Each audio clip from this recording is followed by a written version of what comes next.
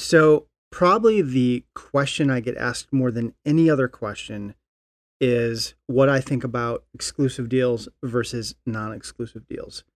Should you sign your music exclusively to just one company, or should you entirely avoid exclusive deals and go entirely the non exclusive route? Should you do a little bit of both? It's a confusing issue. And although I don't think there's a right or wrong answer to this issue, I want to explore a little bit both sides of the equation and hopefully give you a better understanding of this whole issue. So, when I first got involved in licensing my music, really the norm at that point, this was around 2002, 2003, the norm was really exclusive deals. Most publishers that I knew of at that point working in the music licensing business required exclusivity. That was really the norm. So it wasn't something I really questioned. But over the years, a lot more music licensing companies have popped up, and a lot of them are offering non-exclusive deals. And this is certainly understandable from the perspective of a songwriter. I know a lot of songwriters who simply refuse to sign exclusively with any one company. And for good reason. I understand not wanting to lock your songs up with one particular publisher or catalog, because there's really no guarantee of your music being licensed when you sign with someone. Regardless of the track record, regardless of how great a company it is, there's simply no guarantee. No one can guarantee you that they're going to be able to license your music to projects that they pitch to and work on. It just doesn't work that way. But with that said, I also certainly understand where publishers are coming from that want exclusivity. I understand their perspective as well. And their perspective is essentially that they want something unique to bring to the music licensing marketplace. They want a unique collection and supply of music. Like in any industry, when an industry is oversaturated with product, when there's an excess of supply, demand goes down and price goes down. So what I've seen happen over the last few years is there's so many music licensing companies that are doing non-exclusive deals that a lot of these companies and catalogs essentially have access to the same music, or certainly overlapping catalogs of music.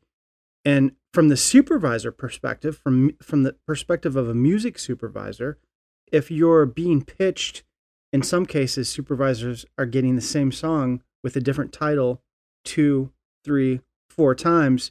It's frustrating from their perspective as well. So with all that said, I want to give you sort of a different way of looking at this topic. And for a minute, when you're evaluating a company, forget about, at least initially, whether it's an exclusive offer or a non-exclusive offer. What I really stress and what I really look for, again, going back to the previous section where I talked about researching companies and researching the marketplace, is I look for companies that really have a good track record of placing music, and companies that are very established.